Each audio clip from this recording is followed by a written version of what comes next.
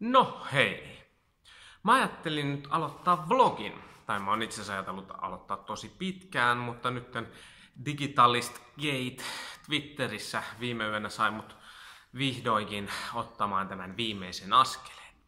Mistä tää johtuu? No, tää johtuu siitä, että se osoittaa kuinka suuri ero on sukupolvien välillä digitaalisuudessa.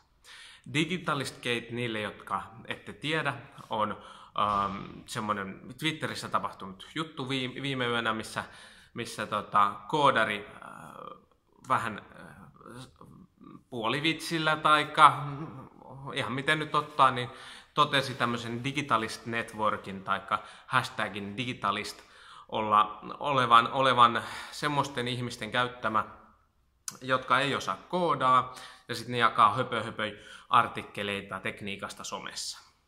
Ja se on ihan fine, netissähän pitääkin kritisoida ja netissä pitää puhua asioista niiden oikeilla nimillä, ja mäkin olen ehkä jopa vähän sitä mieltä, että siinä on niin kuin totuuden perää. Tietenkin asia olisi jäänyt siihen, mutta Digitalist Networkin johtaja Ville Tolvanen sitten otti ja kommentoi sitä sekä Digitalist Networkin accountilla että omalla accountillaan.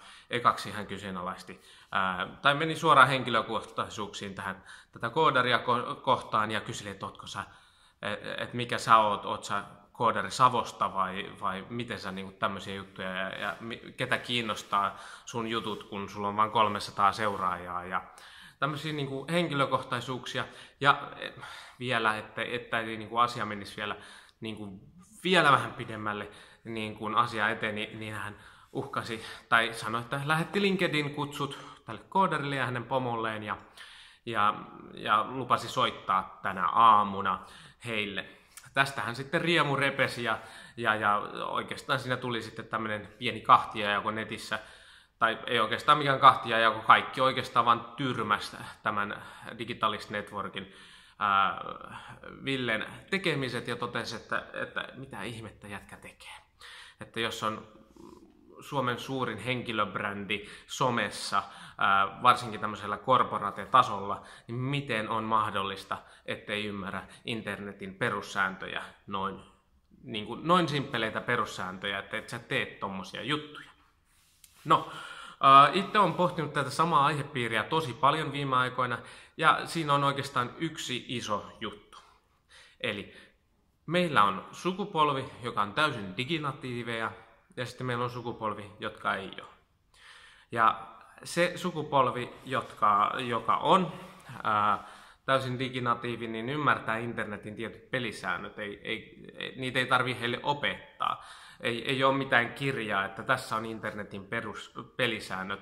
Mutta Digitalist Network yrittää nyt esimerkiksi luoda semmoista kirjaa tai semmoista tietoa semmoiselle suunnilleen keski-ikäiselle markkinointi- kautta viestintäjohtajalle jossain isommassa yrityksessä.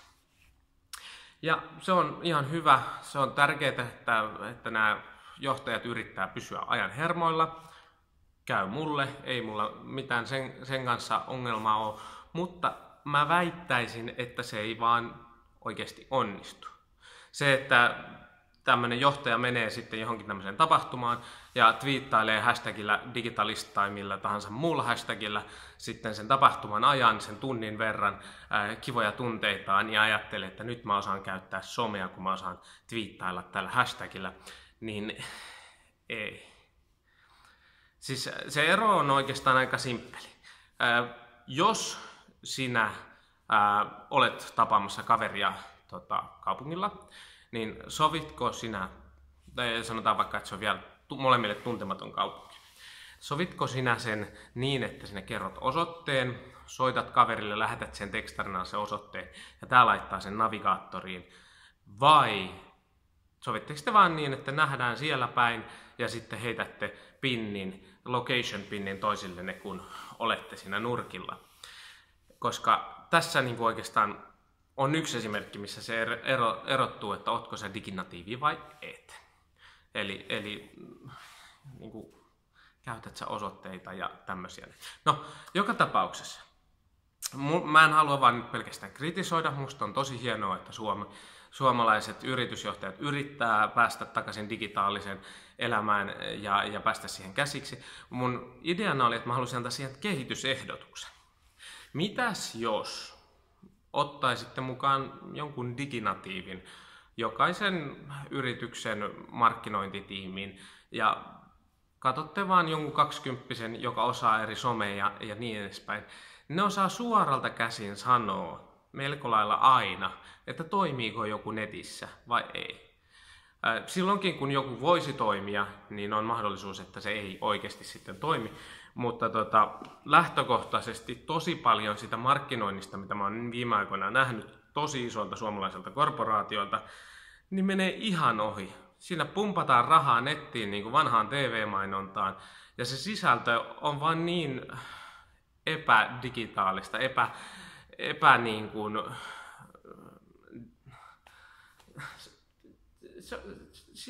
ei se vaan niin kuin käy järkeen meille digisukupolvelle se, mitä siinä yritetään tehdä. Yes, ja 20 assistentti tommoseen tiimiin, niin mitä se maksaa sulle vuodessa palkkakuluina? Ehkä 25 tonnia. Ihan sen verran sä säästät pelkästään niin kuin Facebook tai Google AdWords boostaamisessa, kun sä pidät sen siellä ja pidät huolen, että se teidän sisältö on semmoista, mikä on jaettavaa, on kiinnostavaa, vetoaa digitaaliseen sukupolveen, niin sä säästät sen niin kuin tosta noin vaan, ja sulla voi olla tiimi tämmöisiä tyyppejä tekemässä. Siinä mun kehitysehdotus. Digitalist Gate hiipui jo oikeastaan aamun aikana, mutta tää oli mulle nyt semmonen niin kuin, tavallaan työnsi minut reunan yli niin, että mun oli pakko tehdä minun ensimmäinen 2 maailman välissä vlogi, moro, joku tämmönen. Kertaotolla, se on moro, nähdään ensi kerralla.